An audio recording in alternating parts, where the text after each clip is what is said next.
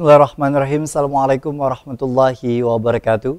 Alhamdulillahirrahmanirrahim. Terima kasih para pemirsa di rumah yang setia dalam program Majelis Sore Majelis Kita Semua. Bersama saya Gusti Muhammad Hermawan, pada kesempatan kali ini seperti biasa kita mengundang para narasumber dari UIN Antasari Banjarmasin untuk insyaallah juga membahas seputar kajian-kajian Islami. Dan tema hari ini menarik sekali karena berkaitan dengan salah satu ulama yang kemudian juga di Indonesia, berasal dari Kalimantan Selatan, yang kiprah dan karir beliau ini luar biasa.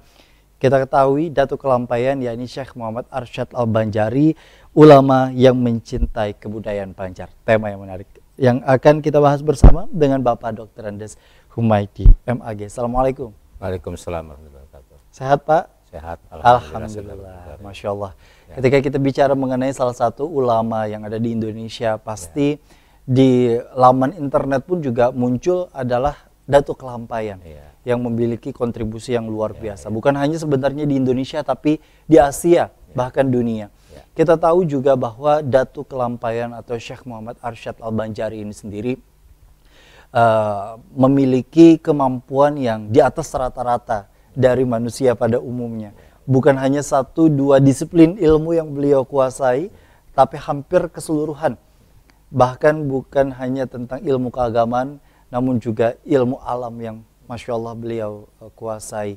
Dan pada kesempatan kali ini tema yang sangat begitu menarik, karena seringkali ulama pasti dikaitkan dengan ilmu agama. Namun ternyata beliau juga mencintai kebudayaan Banjar. Boleh dikasih pembuka dalam kesempatan kita kali ini? Ya, sebenarnya dari julukan beliau yang disebut dengan Datuk Kelampaian itu sendiri, itu sudah mencerminkan wibawa kultural ya, wibawa kebudayaan gitu ya. Karena Datuk itu kan dalam masyarakat Banjar adalah julukan pada sebelumnya itu orang-orang yang menjadi kepala adat gitu ya, kepala adat atau pimpinan kultural gitu ya. Dan juga kadang-kadang Datuk itu ya sesepuh dalam merawat kebudayaan Banjar gitu. Nah, sehingga ketika seorang sosok ulama seperti Arsyad Al-Banjari itu mendapat julukan Datuk Kelampaian, berarti beliau itu juga dianggap sebagai orang yang memimpin budaya Banjar gitu ya. Nah, karena Datuk ya, makanya Datuk istilahnya tuh. Dan itu kalau saya ada pernah menulis gitu ya di skripsi saya itu, memperoleh julukan Datuk itu sendiri, beliau tidak semata-mata karena beliau ahli ilmu agama dan memang punya wibawa kebudayaan. Tapi memang pernah bertarung gitu ya, bertarung memperebutkan budaya itu dengan tokoh-tokoh pemimpin budaya yang disebut datu-datu benua lima segala macam tuh. Nah, beliau sempat bertarung kesaktian lah gitu ya. Jadi ketika bertarung tuh beliau menang, lalu wilayah kebudayaan tuh kayak diserahkan oleh pimpinan budaya kepada beliau. Karena dianggap beliau mungkin punya kemampuan untuk memperbaiki budaya, kemudian mengembangkannya gitu ya. Sehingga kan sekarang di dalam masyarakat Banjar itu kebudayaan itu sering yang melakukan seperti tradisi adat istiadat, lalu ulama yang dipanggil ya, entah nanti perannya doa selamatnya gitu ya, atau penapung tawarinya. Nah, itu menunjukkan bahwa setelah pertarungan terjadi antara adat dan agama itu ya, itu bisa dikatakan terjadi dialog yang kreatif ya antara agama dan budaya, sehingga ketika beliau ini memang melakukannya dengan baik ya, tanpa wilayah budaya itu merasa kalah, pimpinan budaya itu, tapi menyerahkannya secara jujur dengan orang yang mungkin lebih berkualitas. Baik, banyak orang yang kemudian juga menyebutkan bahwa agama dan budaya ini tidak bisa disatukan begitu. Nah, dengan kondisi seperti itu, bagaimana sebenarnya pada saat itu Datuk Kelampaian menanggapi akan hal itu? Mungkin beliau memulainya gitu ya, kecintaan pada budaya ini kan dengan nama beliau sendiri kan. Beliau sebenarnya pendatang kan. Kalau menurut penelusuran kita atau para sejarawan, beliau ini kan orang Arab gitu ya. Bahkan ahli bait keturunan Nabi, marganya itu Al-Indrus. Tapi beliau nggak mau makai itu, justru makai Al-Banjari gitu ya, Al-Banjari. Dan itu mungkin berangkat sejak kecil beliau memang hidup di masyarakat Martapura yang menjadi pusat kebudayaan Banjar gitu ya. wilayah ibu kota kan waktu itu kan beberapa kali gitu ya. Dan dia berada di perkampungan Lok Gambang gitu kan.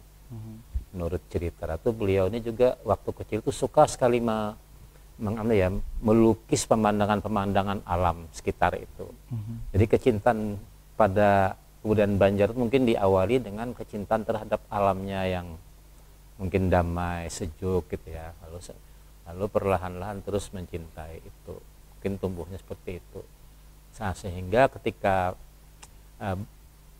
beliau mulai dewasa pun beliau lalu masuk ke dalam pusat budaya Banjar itu kan pusat ada yang bisa dikatakan Kesultanan Banjarnya gitu ya.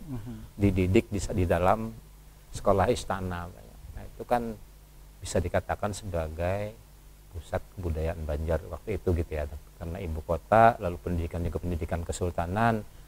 Mengenai wujud kesultanan itu atau istana itu sebagai wujud tertinggi atau dari ekspresi kebudayaan gitu ya. Nah, sehingga beliau memang berada di lingkungan budaya.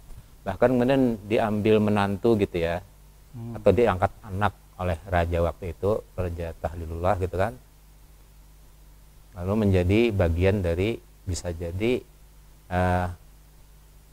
anak angkat sultan gitu ya. Sultan lalu dikawinkan dengan keluarga istana, juga bajut istrinya pertama itu juga keluarga bangsawan kan.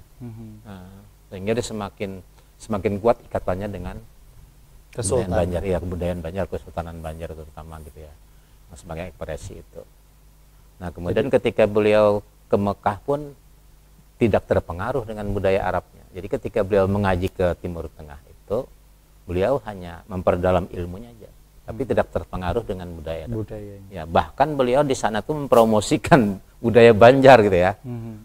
Yang waktu itu masuk dalam dalam perhimpunan Melayu gitu ya. Jadi Arab Melayu itu kan di sana bahasa yang beliau perjuangkan bersama-sama kawannya waktu itu, Abdul Wahab Bugis, Abdul Samad Al-Palembangi, Abdurrahman Al-Masri Al-Batawi gitu ya. Yang disebut dengan 4 sekawan itu mempromosikan bahasa Arab Melayu tuh, Melayu gitu ya. Yang di dalam Melayu ini ada bahasa Banjarnya. Nah, jadi beliau di sana. Jadi awal mula pencetus yang kita kenal dengan bahasa Melayu atau bahasa Arab Melayu dan dibacanya memang bahasa Indonesia atau bahasa Banjar itu adalah Datuk Kelampaian.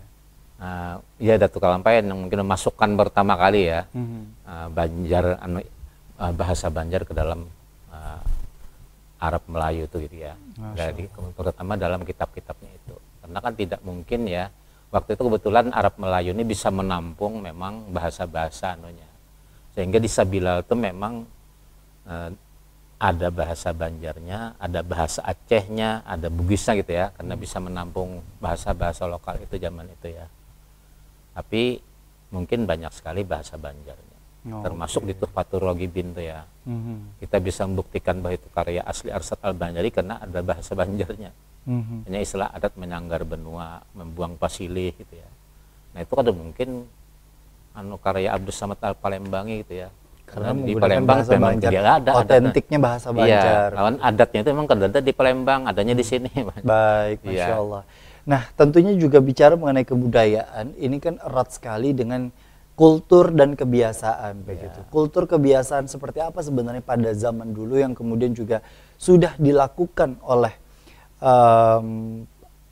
pada saat masa kejayaannya Datuk Kelampaian, lalu kemudian juga kita tahu ya bahwa ada sebagian orang yang kemudian juga fanatis akan aliran-aliran tertentu yang kemudian juga hal ini tidak dilakukan oleh Nabi, lalu kemudian juga masih terjadi perdebatan sampai pada tahun 2023 ini. Tapi bagaimana sebagai penganut Ahlus Sunnah wal Jamaah, kemudian juga beliau mengajarkan ilmu agama ke masyarakat, bagaimana beliau menyikapi akan perbedaan dan akulturasi gitu? Beliau kan memang menguasai ilmu agama gitu ya, tapi beliau juga menguasai kebudayaan Banjar, sehingga apa-apa yang menjadi perkara yang kira-kira berbeda dengan di Timur Tengah itu beliau akan berbicara gitu ya. Hanya salah satunya umpamanya hukum harta perpantangan itu dalam hukum paraid gitu ya. Di dalam hukum paraid di Timur Tengah itu ketika orang berumah tangga di Timur Tengah gitu ya, itu di rumah tuh yang punya harta tuh suami, istrinya enggak. Jadi karena kewajiban istri di sana itu hanya berhias dan menghibur suami gitu ya. Nah, lalu dilihat di konteks budaya Nusantara, terutama di Kalimantan Selatan itu, perempuan kita di sini tidak seperti di Arab itu. Mereka bukan saja menghibur atau berhias untuk suami, tapi juga banyak mengambil alih tanggung jawab suami. Ya. Jadi umpamanya dalam fikih itu kan sebenarnya kayak mencuci pakaian, makanan, menyediakan makanan itu suami sebenarnya kewajibannya itu, sampai menyusui anak itu kewajiban suami. Itu kan diambil alih ya oleh perempuan ya. Nah, di samping juga kadang-kadang umpat begawi juga perempuan kita di Banjar nih kan. Nah, artinya itu yang banyak belum dipahami sebenarnya oleh masyarakat kita. Jadi kan beliau lalu memutuskan bahwa ketika orang nikah kawin di dalam rumah tangga itu harta yang ada di rumah tangga ketika mulai nikah itu harta bersama, kayak perusahaan lah gitu ya. Kalau istilah fikihnya itu syirkatul abdan. Nah, sehingga kalau ada terjadi cerai atau meninggal salah satu, itu harta di rumah tangga diparuh dulu. Jadi kalau suami meninggal ya, itu hartanya berapa? 1 juta diparuh dulu. 500.000 untuk waris kan lah. Nah, peninggalan suami nih. Lalu 500 ini untuk istri, diserahkan istri. Nah, nanti yang 500 ini gasan harta waris. Dibagi-bagi. Nah, bahkan nanti kalau umpamanya ini dibagi-bagi, istri dapat lagi. Kalau dia tidak punya anak itu 1/4, kalau dia punya anak 1/8. Nah, ini kan kedada dalam hukum para Timur Tengah. Betul. Nah, betul. Nggak ada itu.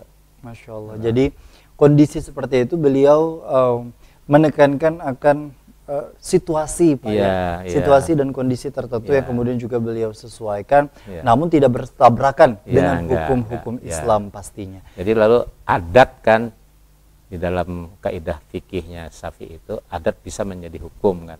Adat bisa menjadi hukum. Iya. Baik, Masya Allah. Nanti kita akan bahas lebih lanjut karena erat kaitannya bukan hanya kebudayaan. Kebudayaan itu sendiri kan merupakan rumah bagi kesenian. Nah, seperti apa kesenian pada saat itu? Apakah betul-betul memang tidak ada macam-macam ragam kesenian atau bahkan sebenarnya banyak ragam kesenian yang ditampilkan pada saat itu? Bagaimana respon kemudian juga kita ingin tahu ya. Kemudian sejarahnya seperti apa Datuk Kalampain merespon atau melakukan adaptasi dengan seperti itu bagi masyarakat Banjar. Usai jeda tetaplah bersama kami dalam program Majelis Sore Majelis Kita Semua.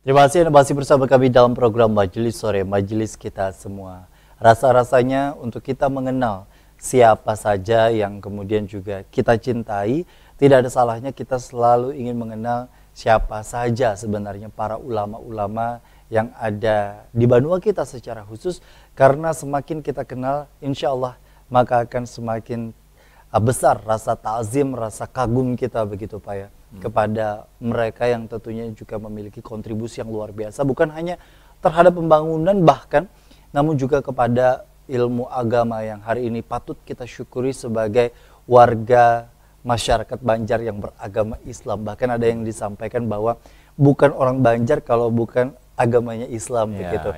Nah, dengan kondisi seperti itu Pak, kita tahu bahwa Datuk Kalampain merupakan seorang pendatang tapi menempatkan dirinya betul-betul layaknya sebagai orang Banjar asli yang tentunya juga menikah dengan warga Kalsel begitu, lalu kemudian juga memiliki anak dan dididik betul-betul sesuai dengan adat yang ada di tengah-tengah masyarakat Banjar.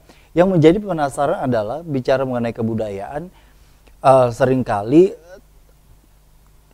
agama itu sendiri menjadi hal yang bertabrakan dengan ragam kesenian, ya, yang dimana kita tahu juga kesenian merupakan bagian dari kebudayaan. Seperti apa sebenarnya kesenian pada zaman dulu, Pak? Jadi istilahnya kan kalau kita bicara soal keindahan itu kan ada dalil Qur'annya kan, innallaha jamilun yuhibbul jamal. Sungguhnya Allah itu maha indah dan mencintai keindahan. Itu sebenarnya dalilnya gitu ya.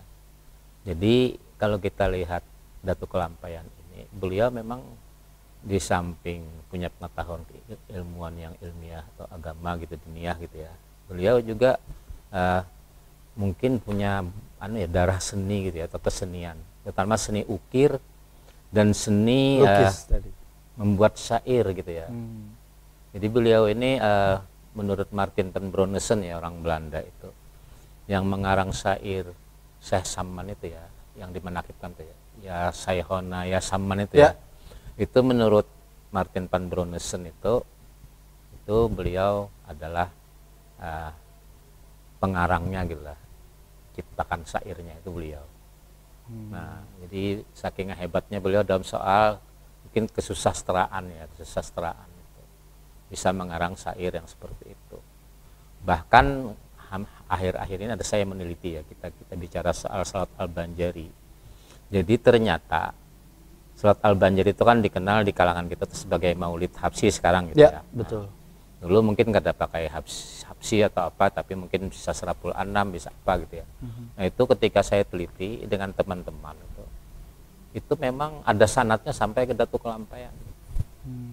Dan mulai musiknya itu, musiknya kan ada tiga ya, kalau yang maulid itu ya ada tiga jenis alat musiknya tuh, terbangnya itu ada yang besar, lalu agak sedang, lalu kecil gitu ya. Betul. Nah, menurut penelitian kami di sana itu dari beliau membawanya dari tarekat Samaniyah itu.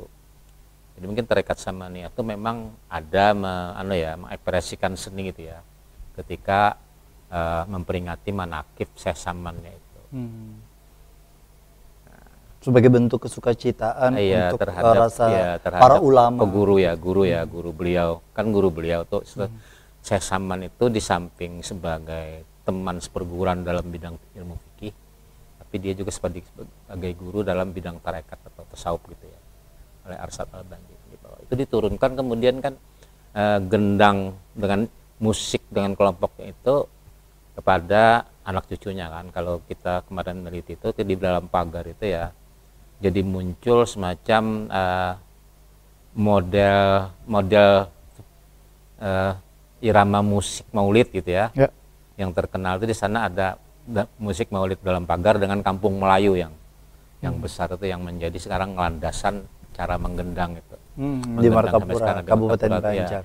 Baik, Masya Allah.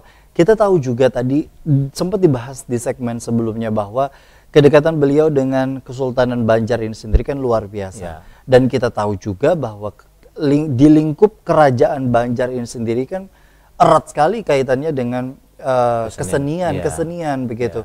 Bahkan kita mengenal hari ini tarian-tarian sambutan, kemudian juga adanya musik-musik sehingga madihin dan lain sebagainya kan, itu bagian yang ada di lingkungan kerajaan sebenarnya.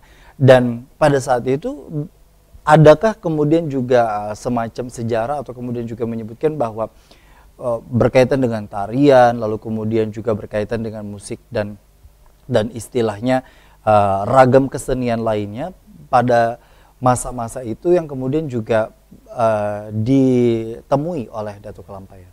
Yang saya kira memang ya, mungkin beliau melihat kesenian-kesenian itu sudah ada kayak wayang gitu ya, kemudian rudat macam-macam itu. Nah, itu ada yang mungkin beliau biarkan aja, artinya boleh gitu ya, sehingga beliau tidak ada menulis khusus tentang hukum seni-seni itu kan. Nah, kayak madihin, kayak damarulan dan segala macam itu ya. Nah, tapi beliau bahkan mungkin bisa jadi ada yang mengapresiasi, terutama dari irama maulid tadi melahirkan macam-macam gitu ya, macam-macam bentuk kesenian. Waktu itu ada rudat jadinya kan, turun, lalu ada benakib itu dengan gendang yang berbeda gitu ya, dengan hadrah gitu ya, lalu ada 4 yang berkembang pada zaman beliau itu yang terkait dengan itu. Tapi yang terkait dengan musik yang lain tuh saya kira beliau tidak bersikap ya. Kalau tidak bersikap tuh menurut kalangan kalangan kita yang beragama tuh berarti beliau membolehkan. dia makan gitu ya. Ada yang beliau memang kesenian itu yang beliau haramkan, di kitab Tuhfatur Raghibinnya itu menyanggar benua. Seperti apa itu, Pak? Menyanggar benua itu kan menurut ceritanya tuh itu semacam perayaan hasil panen gitu ya, kampung karena berhasil. Nah, cuma di sana tuh ada yang beliau haram tuh karena mengundang arwah nenek moyang. Nah, arwah nenek moyang tuh dipercaya sebagai bisa bikin mudarat. Nah, segala macam tuh ya. Menyanggar benua. Ya, itu kan percayaan yang lama gitu, masih melekat. Lalu di sana tuh ada membuat makanan-makanan yang mubazir kan, kayak diberikan kepada tokoh-tokoh yang nenek moyang itu, yang gaib-gaib itu.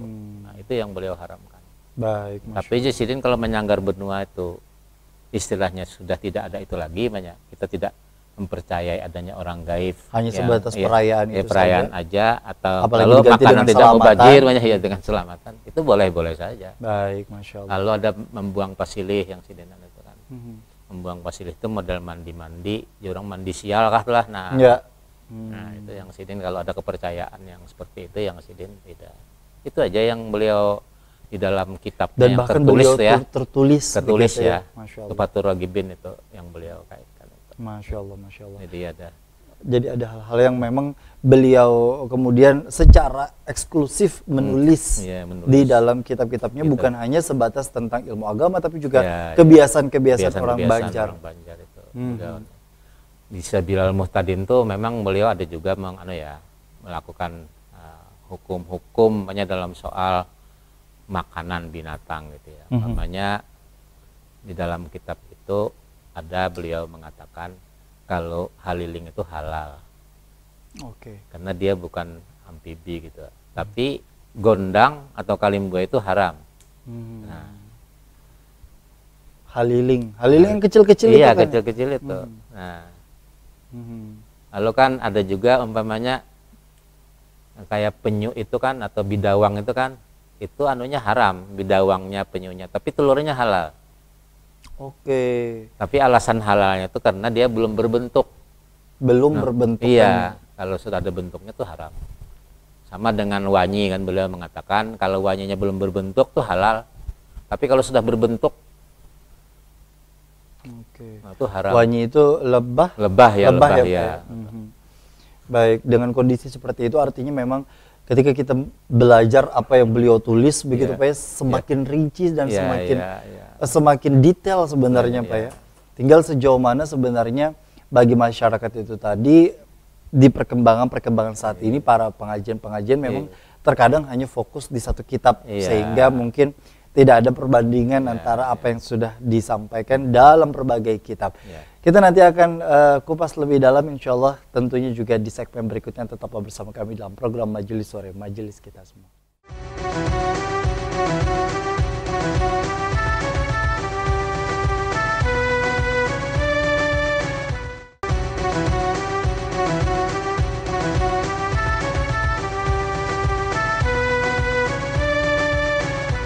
Terima kasih Anda masih bersama kami dalam program Majelis Sore, Majelis Kita Semua. Semakin kita bahas tentunya insya Allah semakin menarik ya, karena ini bisa menjadi sebuah ilmu, dan ini kemudian juga sekali lagi menambah rasa takjim kita kepada para ulama-ulama yang ada di Banua kita tercinta, terutama Datuk Kelampaian, yang menghasilkan keturunan-keturunan yang seluruhnya juga merupakan para alim ulama. Tidak terkecuali yakni guru sekumpul, yakni Syekh Muhammad Zaini bin Abdul Ghani. Kita tahu juga bahwa ada disebutkan bahwa pada saat Lailatul Qadar begitu beliau berdoa untuk seluruh keturunannya diberikan alim ulama begitu. Diberikan memang kefahaman akan ilmu agama dan betul-betul akan mengamalkan dan bermanfaat di masyarakat. Sejauh mana sebenarnya momen itu Pak dimaknai oleh orang Banjar? Memang orang Banjar ya sangat mempercayai kalau Lailatul Qadar itu semacam ilmu laduni ya, ilmu laduni atau ilham terbesar yang dianugerahkan Tuhan kepada hamba-hamba pilihannya gitu ya. Sehingga kalau dia memperoleh itu, dia akan bisa dikatakan Orang istimewa. Orang istimewa dengan kebaikannya sepanjang hayat sepanjang hayat dikandung badan gitu ya bahasanya itu ya. Kemudian doa-doanya itu mustajab ketika dapat Lailatul Qadar itu. Sehingga beliau kan memang sejak di kandungan ibunya Aminah saja tuh sudah ayah ibunya yang bernama Abdullah dengan Aminah itu memperoleh Lailatul Qadar. Nah kemudian ketika beliau pendidikan di sana, beliau sendiri pernah mendapat Lailatul Qadar. Itu pernah disaksikan oleh murid-murid yang lain. Ya, beliau itu mengambang ya di antara langit dan bumi ini, mengambang ketika itu. Lalu beliau ketika di Mekah juga beberapa kali mendapat Lailatul Qadar. Jadi sering sekali memang ya. Tapi yang populer di tengah masyarakat akan doa itu, iya, yang kemudian juga menjadi doa yang betul-betul Allah kabulkan. Ya, mustajab. Mungkin bisa jadi kalau secara gitu ya, ilmiah, orang yang memang lahir dari tokoh itu mesti dia punya motivasi gitu ya untuk jadi paling tidak seperti datunya itu. Nah itu kan mungkin itu yang membuat motivasi mereka. Dan tentu hal itu bisa kita syukuri karena berkat jasa beliau, alhamdulillah, Allahu Akbar, kita menganut akan agama Islam yang indah dan damai begitu Pak ya di Kalimantan Selatan. Masya Karena Allah. kita memang sudah diajari bagaimana mengapresiasi budaya itu. Jadi kan beliau ini mirip kayak Nabi kan itu ya. Artinya ketika budaya baru kita hadapi itu bukan lalu frontal dikatakan menolak gitu ya. Sebenarnya ada Nabi itu ketika berhadapan dengan budaya itu 3 responnya itu. Ada responnya itu positif gitu ya, malah melegitimasi. Namanya ketika beliau di Arab Jahiliyah tuh ada budaya Arab itu yang mungkin baik ya di Arab Jahiliyah tuh memuliakan tamu. Nah itu beliau ambil kan, bahkan jadi ajaran tersendiri, sehingga beliau mengatakan dalam hadisnya man amana billahi wa yaumil akhir fal yukrim dhaifah. Jadi bagian ajaran itu sendiri. Lalu ada respon yang lain itu ya, respon yang melakukan modifikasi. Modifikasi seperti salat Jumat itu ya. Kalau melihat prosesnya itu modifikasi. Jadi di Arab itu dulu ada setiap hari Jumat itu pertemuan para penyair di pasar Uqad, Julmajah dan Majannah nama pasarnya gitu ya, di sekitar Ka'bah itu. Jadi siapa yang juara, syairnya itu digantungkan di dinding Ka'bah dan hadiahnya emas. Ini namanya al-muhajjabat dengan al-mu'allaqat istilahnya lah. Nah Nabi mengambil pertemuannya itu masih baik kan pertemuan Jumatnya, cuma diganti isinya. Itu modifikasi kontennya namanya, diganti. Iya, kontennya diganti, dimodifikasi lalu menjadi, makanya kan ada mazhab Syafi'i yang fanatik itu salat Jumat itu bukan pengganti zuhur, itu istilahnya salat tambahan seminggu sekali sebagai hari rayanya kaum muslimin gitu kan.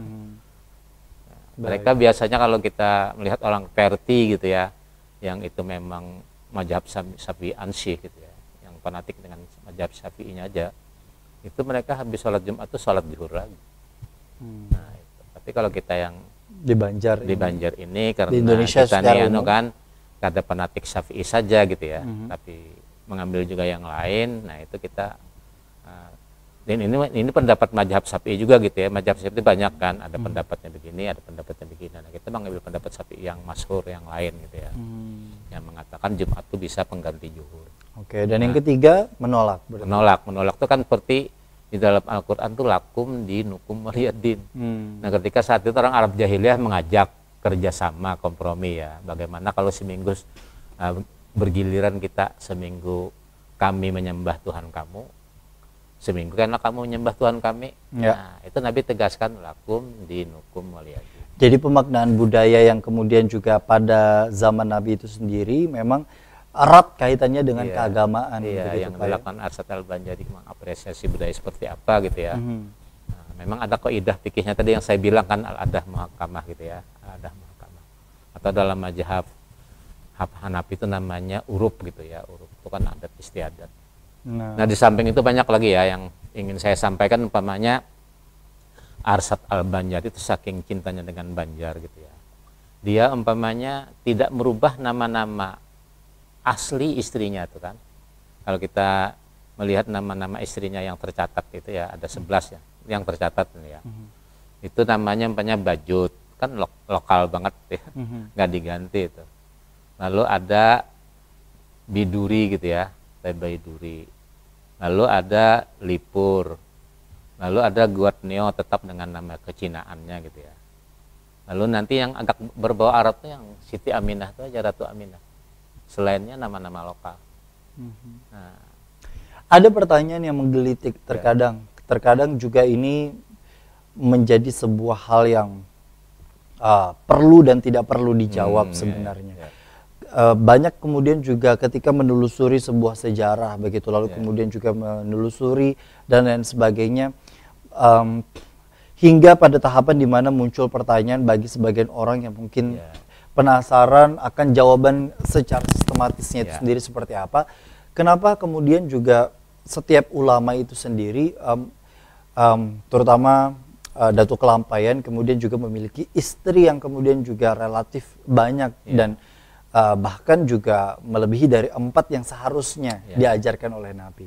Seperti kan apa sebenarnya dimaknai? Sebenarnya beliau itu beristri ketika banyak ketika Bajut itu ya. Setia beliau Bajutnya sampai itu sampai meninggal, baru beliau kawin lagi dengan Baiduri. Nah, lalu setelah Baiduri meninggal baru beliau kawin dengan Lipur. Nah, ketika Lipur meninggal baru beliau kawin dengan Guatneo. Jadi memang 4 aja sih ya kalau atau awal-awal itu satu-satu aja. Yang kemudian aja ketika sudah dapat Guatneo itu lalu kawin lagi dengan Ratu Aminah, lalu siapa gitulah, itu yang kemudian lalu 4 dipertahankan. Jadi 11 itu merupakan total, Pak, iya, total keseluruhan. Bukan istilahnya dimaknai poligami ke-11-nya begitu. Jadi beliau itu memang umurnya panjang kan. Umurnya itu 103 tahun. Betul. Dalam hitungan Masehi ya. 105 tahun dalam hitungan Hijriah. Masya Allah. Yang kemudian pada kesempatan tahun ini saja lebih dari usia Nabi itu seringkali diucap sebagai bonus begitu, Pak, ya. Iya. Nah, kita mungkin bertanya juga kenapa orang dulu bisa bisa tahan hidupnya lama. Iya. Bahkan beliau ketika kawin dengan Guatneo itu umur beliau 80 tahun. Masya Allah. Dan masih produktif, melahirkan 6 anak kan. Betul. Lalu sudah itu lebih umur 80 tuh kawin lagi kan, masih produktif juga punya anak. Nah, yang menjadi pertanyaan juga, banyak orang bertanya-tanya begitu, yang memang masyhur di tengah kita adalah Pangeran Ahmad begitu ya, yang kemudian juga dikenal. Tapi pasti banyak anak-anak beliau yang kemudian juga ada tersebar di kabupaten kota atau bahkan di luar negeri. Kira-kira ada tidak, Pak, sejarah mencatatkan berapa anak beliau atau kemudian di mana saja kira-kira? Saya pernah nulis kalau anak beliau itu ya yang tercatat yang dilihat dari catatan sejarah itu hampir ada 19-an anak itu ya. Ada 19. Iya. Ada 19-an dari Jadi banyak kalau saya hitung ya, anaknya yang pertama tuh Bajut itu ada namanya Syarifah. Kemudian ada anaknya Aisyah gitu ya. Nah, itu anak beliau yang di bini pertama. Kalau di istri kedua itu ada 3 anaknya. Ada Abu Su'ud, ada Abu Naim, ada Syihabuddin. Nah, lalu Lipur tuh tidak dijelaskan dia anaknya berapa gitu ya. Tapi yang Guatneo anaknya 6. Ada Asia yang menurunkan nanti di Rantau gitu ya. Lalu ada Halifah Hasanuddin yang menurunkan Guru Sekumpul. Lalu ada Halifah Zainuddin yang menurunkan. Justru dari Cina. Iya, yang dari istri yang Cina begitu, Pak. Banyaknya 6 ya anaknya. Lalu dari keturunan yang Cina maksud saya kalau misalnya dari runutan Guru Sekumpul itu tadi dari istri yang Cina tadi. Cina ya. Masya Allah. Baik. Jadi Zainuddin ini bisa adik namanya Rayhana. Ini kebetulan meninggal ya. Lalu ada Asmah nih di Margasari. Lalu ada nanti terakhir anak bungsunya yang bernama Mufti Jamaluddin. Tapi bukan Mufti Jamaluddin Sungai Jingah, bukan ya, bukan. Itu pangkatnya buyut kalau itu anak cucu Pangeran Ahmad. Jamaluddin Sungai Jingah tuh. Datunya benar-benar datu maknanya begitu kayak untuk Datuk Kelampaian itu tadi. Masya Allah. Artinya ada 19 dari berbagai dari beberapa istri yang begitu tercatat yang tercatat yang mungkin juga kiprahnya itu sendiri memiliki tugas dan terutama untuk penyebaran Islam itu tadi begitu, Pak ya. Yang diketahui jejaknya makam-makam anak-anak beliau itu kira-kira ada di mana aja, Pak?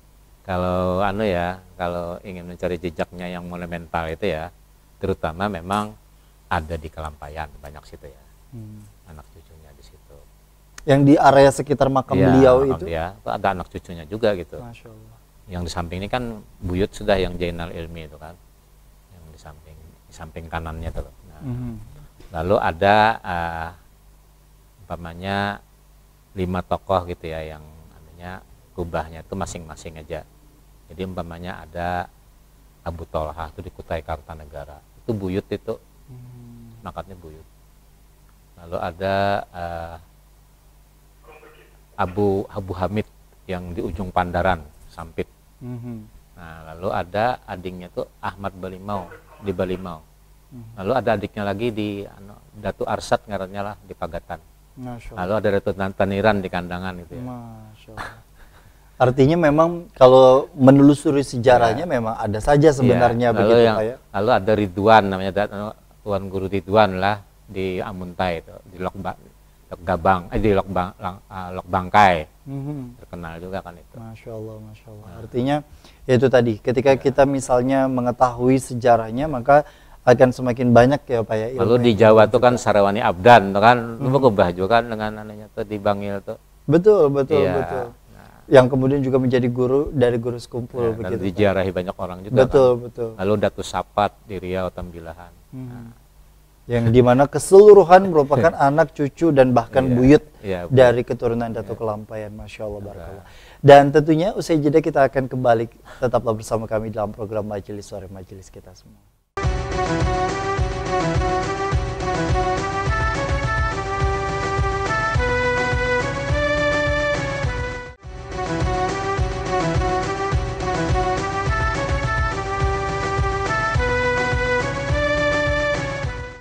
Terima kasih Anda masih bersama kami dalam program Majelis Sore Majelis kita semua.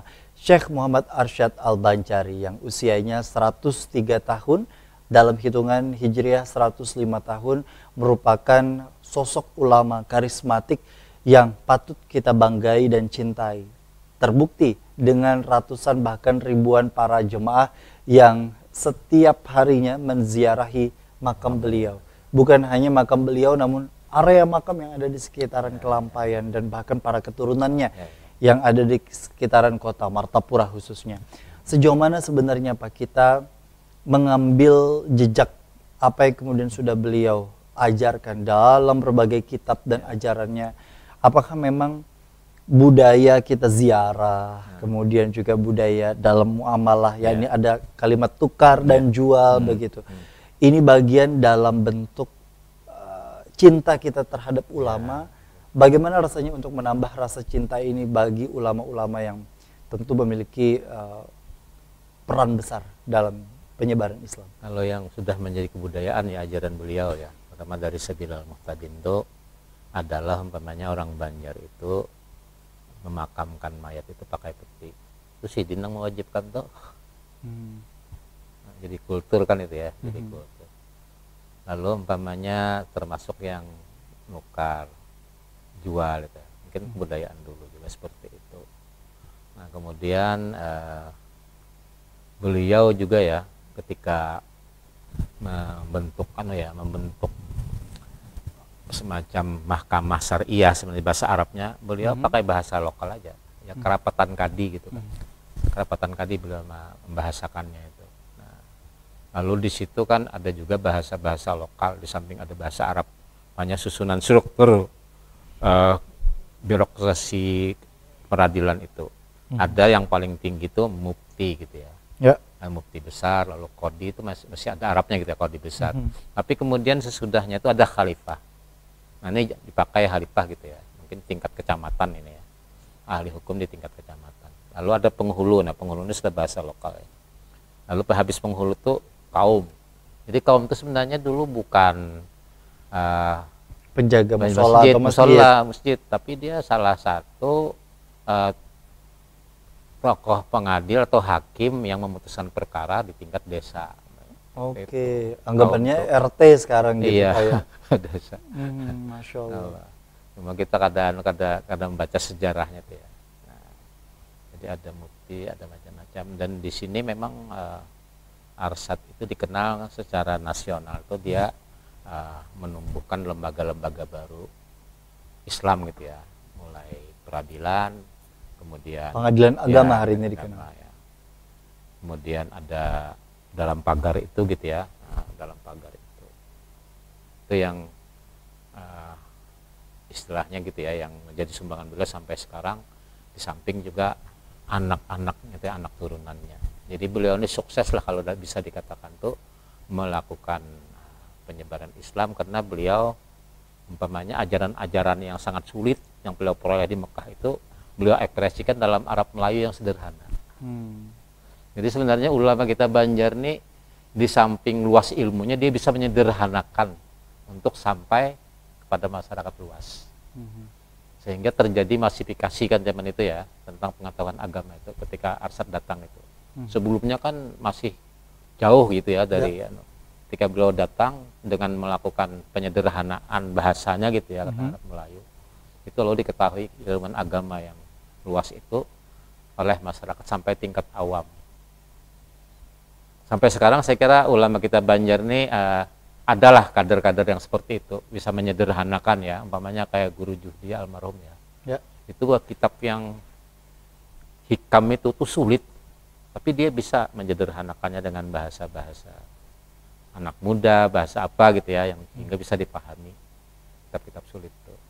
Jadi itu yang istilah tersisa lagi ya, tersisa tradisi yang masih diikuti oleh ulama Banjar. Jadi dai-dai yang di Banjar ini beda loh dengan dai-dai di Jawa gitu yang hanya sekedar pintar retorika, sedikit ayat, sedikit hadis.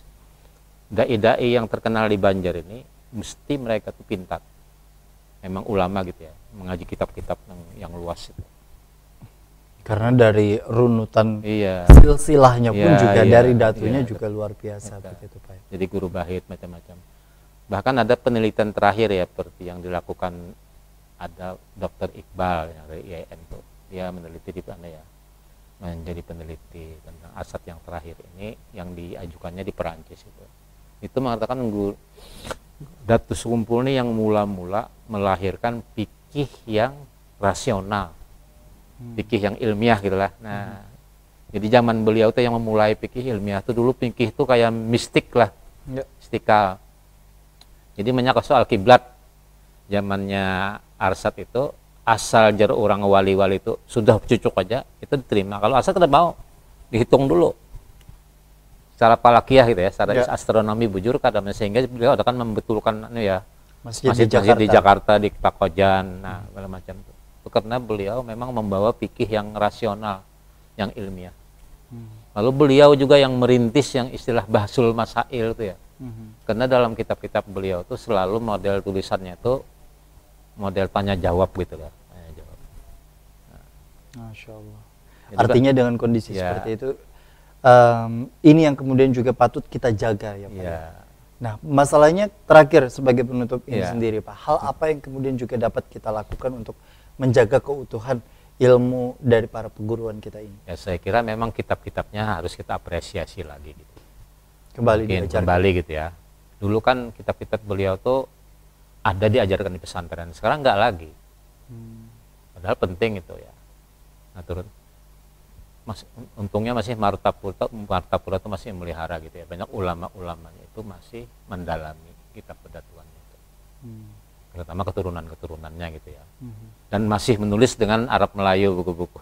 Nah, itu saya kira patut dijaga tuh, jangan sampai berhenti. Jadi hanya di Martapura sekarang kan yang produktif menulis kitab bahar pakai Arab Melayu itu kan Sukri Unus dengan Guru Munawar gitu ya. Guru Munawar keturunan Datu, Sukri Unus walaupun bukan keturunan Datu, istrinya keturunan Datu, istrinya Sukri Unus itu. Jadi dia menjadi ustadz di Darussalam gitu ya. Nah, saya kira yang ini nih harus kita pertahankan, dipelihara, jangan sampai, saya kira di pesantren atau madrasah harus tetap dibudayakan Arab Melayu itu. Karena kalau Arab Melayu itu kada diketahui lagi oleh generasi muda, dia tidak bisa lagi menggali pengetahuan lama gitu yang milik ulama-ulama terdahulu.